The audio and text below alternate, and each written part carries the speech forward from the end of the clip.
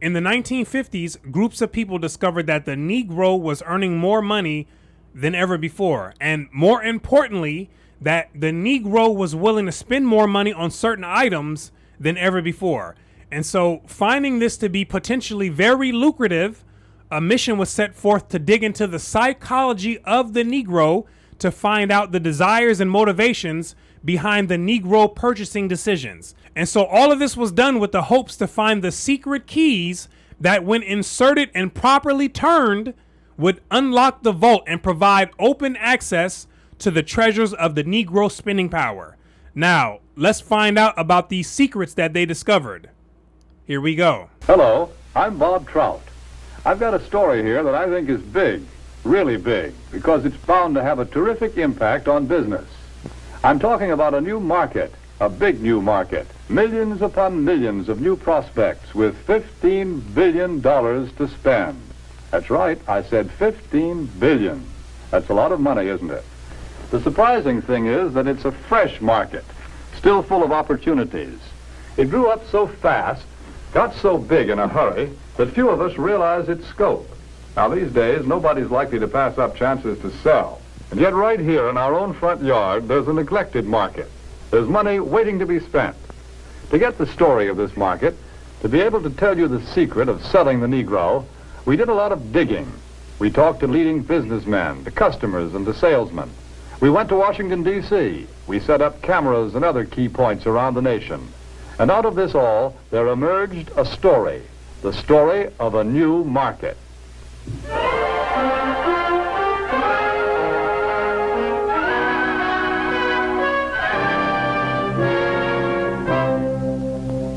Yes, this is the market we're talking about, the new Negro family. Their name is Wells or Wilson, Smith or Brown or Alexander or Breen. They live in Chicago, in Atlanta or New York, in Detroit, St. Louis, Los Angeles, any one of 1,000 cities and towns. All over the country, families such as this are enjoying new prosperity. They have new interests, new standards of living, a buying power they've never enjoyed before. And many of these are the same people that Dr. E. Franklin Frazier talked about in his 1957 book, Black Bourgeoisie. These are the new black middle class with new interests and with new standards of living. And according to Dr. Frazier, many of these were living above their means. Let's continue. They're good prospects for practically all types of goods and services. All too often, though, they're overlooked prospects. Why? Because of some good, valid reason? No. They're overlooked because of mistaken ideas, because of out-of-date ideas about how the Negro lives and how he buys. The truth of the matter is that the Negro lives pretty much the same as other folks. He buys pretty much the same way, too. But just the same, a lot of old doubts and opinions keep cropping up over and over again. I don't like to do business with Negroes. They're drifters. You can't keep track of them. Yes, although a lot of people think that way, the truth is that 1 out of every 3 Negro families living in cities today owns its own home. That figure comes directly from the United States Bureau of Census. Maybe so, but Negroes are poor credit risks. Not more of a credit risk than any other group. Actually, the Negro home buyer meets his payments faithfully, often more faithfully than other race groups in the same economic level. That's the information we got from people who ought to know, the National Association of Real Estate Boards. Well, maybe, but I've always heard that Negroes buy shoddy, poor quality merchandise. No, it's just the other way around. According to leading researchers, in proportion to population and income, Negroes buy more quality products than any other comparable United States group. You see, there are a lot of confused notions about the Negro customer. But when you dig right down and find out about them, they just don't hold water. Negroes own homes. They meet their payments faithfully. They buy good brands of merchandise. So why let a lot of old-fashioned ideas hurt profits? Take a look at the real facts. Here in Washington, D.C., the nation's capital, some amazing facts and figures about this new market have been uncovered. For a first-hand report, we would like to take you directly to the United States Department of Commerce to hear this story from the Secretary of Commerce himself. Here is the Honorable Sinclair Weeks, the Secretary of Commerce of the United States. In the Department of Commerce, we are constantly alert to trends that mean a healthier national economy, better business for the nation as a whole. Recently, we have been interested in a rising young market, one that represents a huge potential for goods and services. I'm referring to the new Negro market. The tremendous buying power of this group is backed, of course, by an increased earning power. The average Negro family's income is at a record high. In fact, since 1939, it has increased more than the average income of all other Americans. Just take a look at a few figures. An official Department of Commerce report shows that at least 1/3 of the Negroes living in cities earn from $2,000 to $5,000 a year. Today, the average Negro wage earner brings home a paycheck 4 times larger than the one he collected in 1939. As a whole, the Negro market has a total income of about $15 billion every year. And after taxes, Negro families still have many billions of dollars to spend. Here is a buying power that cannot help but have a tremendous effect on our national economy and on business prosperity in general. When these dollars are spent for a wide range of goods, services, and employment, business everywhere is bound to feel the impact. So they knew the Negro was going to spend. It was just a matter of finding out how and where the money was going to be spent. This new buying power has resulted in a class Negro market, a profitable, above-average income group of consumers. Now, I want you to pay attention to what he just said.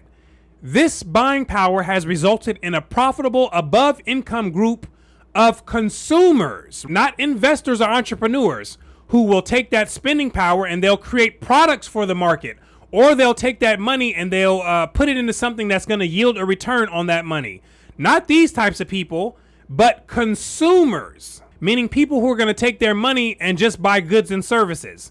The Negro was found to be primarily a consumer, which is one of the reasons why the business people were so pressed to find the keys to unlock the vault of the Negro spending power, right? They knew what it meant for them, right? They knew that it meant a lot if they could unlock it. So let's continue. For example, the nation's largest newspaper and magazine research organization, Daniel Starch and staff, reports these significant figures. More than 51% of the readers of Ebony magazine have a record player in their homes. Almost 64% own a television set. And almost 78% enjoy the convenience of an electric refrigerator. It is also a fact, and this is from the magazine The Food Field Reporter, that Negroes spend almost $3 billion a year for food alone. Per capita, they buy more cosmetics, drugs, and toiletries than anyone else in the country. You see that? So they were paying close attention to the Negro buying habits and understanding that the Negro was a top consumer in many of these areas. They were creating a profile for the Negro to better understand the mentality and the mindset of the Negro. Let's continue. And their children are better educated, too, because since 1930, enrollment in Negro colleges is up 2,500%. But really, to recognize the importance of this class Negro market, we must realize that something has been happening economically in our country. People are on the move. Now look at the smirk on his face right now. He's been smirking the whole video if you pay attention to him, because he knows what this means. The population is shifting. The makeup of metropolitan populations today is different than it was just a few short years ago. To give you a better idea of what we mean, we set up several cameras, candid cameras, in a number of shopping locations. Take a look at these shoppers.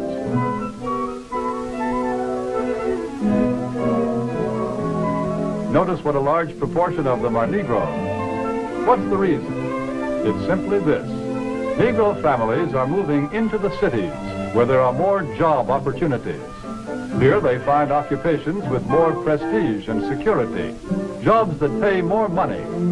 As a result, Negro families today often make up the largest part of central city consumer prospects. A shoe store in Chicago's Loop, for example, reports that more than 50% of its customers are Negroes. In another case, a drugstore located at a transfer point in a non-Negro neighborhood finds that its Negro customers total 25%. The trend is plain. The new Negro families today are moving into more populated areas, to the cities, where there are more stores, more buying opportunities. Since 1940, in San Francisco alone, the Negro market has increased by 89%. In Chicago, by 81%. Houston, Texas, 45%. Philadelphia, 50%. The impact of this new buying force is so tremendous that actually in 14 major United States markets, a product cannot be number one without Negro support. A product must have the backing of this big new buying power to be a leader in the field. What do you have to sell? Chewing gum or cars? Toothpaste or transportation? Whatever it is, here are millions of prospects. He's sending out an urgent message that whatever you have to sell, you better hurry up because there's millions of prospects that are looking to buy. Now, remember that they understood this group to be consumers. If this group would have been investors or entrepreneurs, then it wouldn't have been such an urgency because that money would not have gone to the pockets of those business people. But because they were profiled as consumers, then many of the people, they were looking to get a piece of the pie from these millions of prospects. Let's continue. And these prospects are everywhere. Negro customers can no longer be pigeonholed. They cannot be classified as prospects who trade only in certain stores, certain neighborhoods. Today, Negroes shop downtown. They shop in supermarkets. They shop in small neighborhood stores. They'll buy from anyone who wants to sell to them. They'll buy from anyone who wants to sell to them, right? He's making it seem like the Negroes were handing out cash like it was Christmas, right? As if you just sell anything, the Negro's going to come and buy. But we all know that before you can sell to customers, you've got to get to know them. You must understand something about them. What do the Negro customers buy? Why do they buy? How do you sell to them? Getting into the mindset of the Negro. That means learning to think like a Negro, putting yourself in the position of the Negro so you can see the world from the Negro's point of view, right? Understanding why the Negro buys the things that he buys and how the Negro buys, right? This is understanding the customer. And the more that they understand the Negro customer, the more they were able to create products that were more suitable for the Negro because they understood what the Negro wanted and how the Negro wanted it, right? And understand that it's not just the Negro, right? They have profiles on all types of groups on how they typically buy and behave. And people study these people's behaviors and they make decisions based off of those behaviors. And the Negro's behavior is primarily as a consumer, which is seen as an opportunity for many people, right? This is the mentality and a cultural tendency of the Negro. Let's continue. Let's find out. Let's hear the opinion of men who have spent a lifetime studying the buying habits of customers the world over. Here is what sales psychologists have to say about selling to the Negro. The secret of selling to the Negro is expressed in one word. That word is recognition. That's the secret they found. Recognition, right? That was the psychological secret that made the Negro willingly stick his hand in his pocket and take out money and make purchases, right? And he's going to explain more as we continue. Now, there's nothing unusual about that. People want to be recognized. They need recognition. That's basic in all of us. But perhaps because he's had so little of it, the Negro needs even more. And why do Negroes need it even more? Because during slavery, Negroes developed a black consciousness that made them believe that they were less than humans, right? And that consciousness has been passed on generation to generation to generation. And over that time, Negroes have been trying to find a sense of humanity in the world around them, right? And in this search, they have often tried to find it through the validation of other people. And that's where the recognition comes in. Negroes want to be recognized as humans, right? And it takes a little bit more for them than it does for others to fulfill this need. That's the secret they discovered. Let's continue. He needs to feel important and appreciated. This need is a very real and important one. It shows up even in many of the Negro's shopping habits. Anyone who sells or wants to sell to the Negro customer should know about some of these habits. 3 habits in particular play a big part in every sales transaction. To begin with, most Negroes buy by brand. They ask for products by name. They're quick to turn down off brands. Do you wonder why? Well, listen to what this customer is thinking. That last hat I bought just didn't hold up at all. You see, for a long time, the Negro has been sold a lot of shoddy, second-class merchandise. So now he asks for name brands in order to make sure he gets his money's worth. Buying by brand, that's the first important Negro buying habit. And what he didn't mention is that brands make Negroes feel more valuable and feel like they're worth more, right? Because buying a brand, it helps compensate for having a low self-esteem in many instances, right? So it's not so much about the quality, it's more so about the status that it provides. And we can all remember in high school and in middle school, blacks making fun of each other and talking about those who did not have name brand clothes, right? Or name brand shoes. Or if they wore the same thing that they wore the year prior, right? We remember that. This is a cultural development, right? Coming from the Negroes' deep-rooted inferiority complex. But once you get rid of that complex and that consciousness, then you won't have to rely on brands to make you feel good about yourself. But this takes effort and it takes inner work. So brand is the first buying habit of the Negro. Don't offer him off-brand stuff. Let's continue. Now for the second. The Negro buys good quality merchandise. Symbols of quality and prestige are very important to the Negro customer. This woman, for example, is buying fine crystalware. But she is also buying the admiration and approval of her friends and relatives. Listen to her thoughts. My, isn't it beautiful? I can hardly wait to show it to Sally and Joan. It's a well-known fact that many Negro customers are influenced by the opinions of others. He said it's a well-known fact that Negroes are influenced by others. And it's a well-known fact to who? The people studying the Negro personality. Now, the truth is, most people are influenced in some way by other people's opinions, right? But how much they're influenced and in what area they're influenced, this differs from group to group and even from person to person. Now, in the black community, people's opinion on what clothes people wear and how much money they spent on those clothes, this has a major influence, right? In many of the spaces in the black community, right? And these influences, they're primarily based on external things. Let's continue.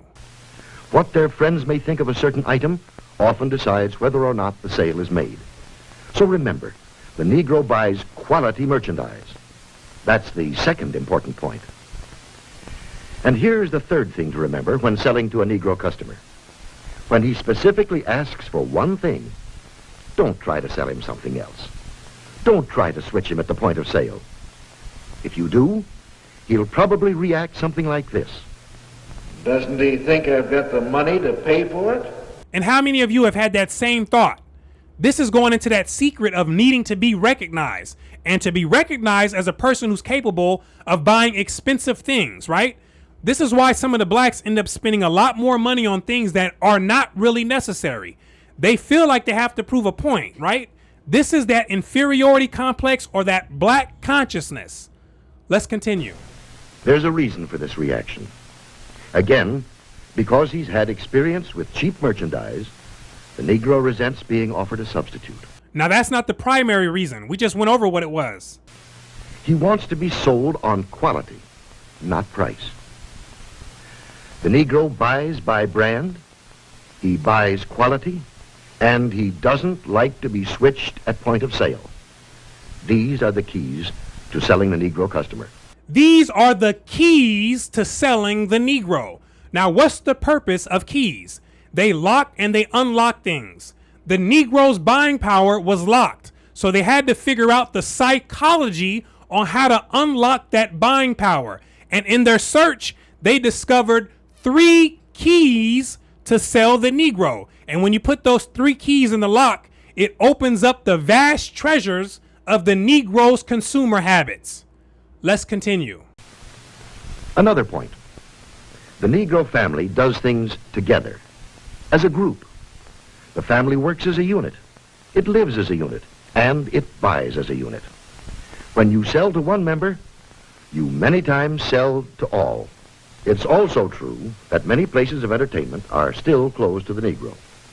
So he spends more of his money for the things that are available to him, often for items that are considered luxuries. Another trait of the Negro market is the fact that it is a pre-sold market. We know that the Negro buys by brand, and he buys the brands that he knows something about. Where does the Negro buyer get this information? We know that Negro customers are turning more and more to the publications that are tailored specifically to their needs, that give them the news and the information that they want to read about. Many leading businessmen and companies already know this. That's why so many of them are taking this direct, sure route of reaching the Negro customer. The vice president of advertising of the Drew & Watch Company, for example, says this. In many important cities throughout the United States, Negroes are important customers of the credit jeweler. Therefore, it seemed that Ebony magazine would be a very important advertising medium for us. Uh-oh, here we go. You thought it was just the white man, didn't you? Nope, that's not true at all. The black man was just as involved, right? He's just as opportunistic, and he'll capitalize off the Negro's insecurities just as fast as some of these other people will, right? And so the blacks and the whites were both working together hand in hand in this mission. And as a matter of fact, Ebony cooperated in the making of this documentary that we're looking at, right? When you look at the credits. So this was really a game of marketing, and marketing is understanding human psychology and human behavior. And I learned some good things about marketing after finishing my MBA, but I really learned a lot about marketing from some of these elite online marketers. One of them is from a guy named Russell Brunson, right? Who's a co-founder of a company called ClickFunnels. And Russell Brunson, he talks about a concept called the Dream 100. And the Dream 100 is basically for business owners to make a list of 100 influencers that are influential to their dream customers, right? And so the point of this is to build relationships with those influencers. So when the person has a product to release, they can get those influencers to promote that product to their audience, right? And their audience already knows them, and their audience already trusts them. So it makes it much more easy and much more likely for those people to buy. And so instead of trying to market directly to all those customers individually, the idea is to deal with just a few people at the top who influence all those people, right? You understand that? And so once you have them on board, then you automatically have access to all the people that they influence, right? That's the basis of the concept. And so this here is nothing new, right? Understand, the people who are marketing these products to the Negroes, they clearly understood this, right? They built their a business relationship with the Ebony magazine, which would be like one of the members of their Dream 100, right? The people at the top. And they got Ebony to advertise their products in their magazines, right? And since the Negroes loved and trusted Ebony magazine, they were much more likely to buy the product that Ebony magazine was promoting, right? You see how this works? Let's continue. We would say it was very well received, and from our viewpoint, a very successful campaign. From the Remington Rand Company comes this statement. Our records show that advertising in Ebony has been effective in many ways. As all good advertising should, it has built a terrific amount of goodwill and has brought a volume of sales and sales inquiries. A representative of the Alaga Syrup Company makes this statement. Because of Alaga's regard for the influence of Ebony in the Negro market, advertising space was doubled. Alaga's long experience in selling to Negroes now takes the most direct route to its best customers, reaching Ebony's 2.5 million audience in every issue.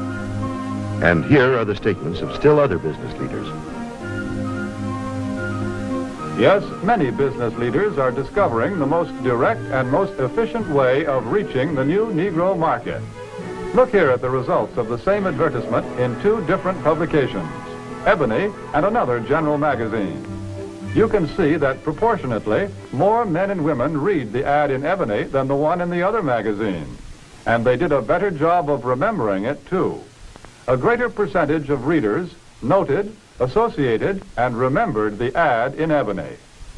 But now, wait a minute. If the Negro market is so big and easy to reach, why aren't more companies going out after it? Well, often because of the feeling that there's something entirely different, unusual about selling to the Negro. But is it really so different? What do salesmen say? The successful salesmen who do a good job of selling in Negro communities. How do you go about getting the order? How do I get the order? Well, to tell you the truth, I don't do anything. Anything different, that is. I've been calling on these accounts long enough to know that the Negro just wants to be treated like everybody else. No matter who you're calling on, a little friendliness and courtesy help a lot.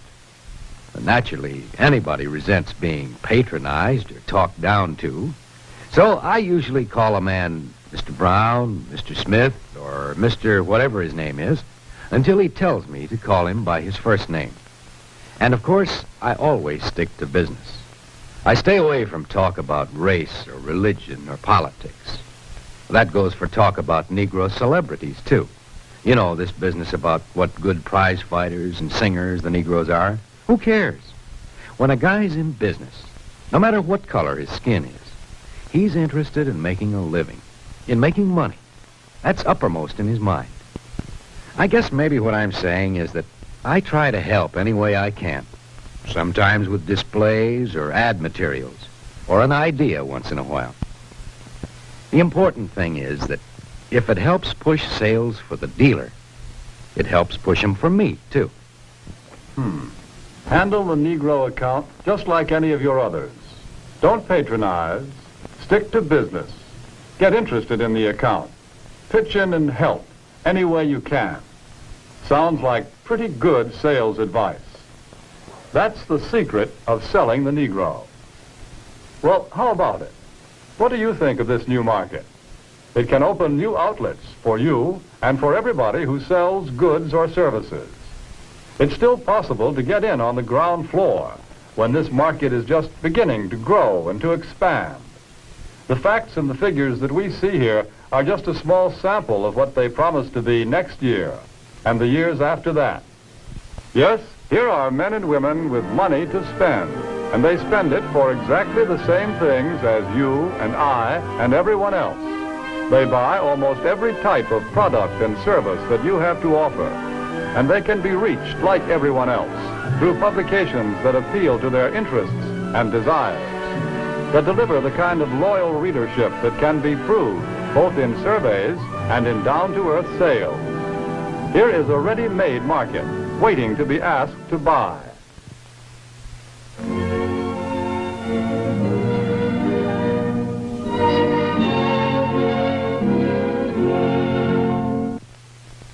Here are millions of customers for what you have to sell. Customers with $15 billion to spend. And there you have it. The secret to selling the Negro in 1954. And hopefully this has given you some insight and has broadened your understanding. And so I want to thank you for watching all the way into the end. My name is Brooklyn St. Michael. And I'll see you in the free world.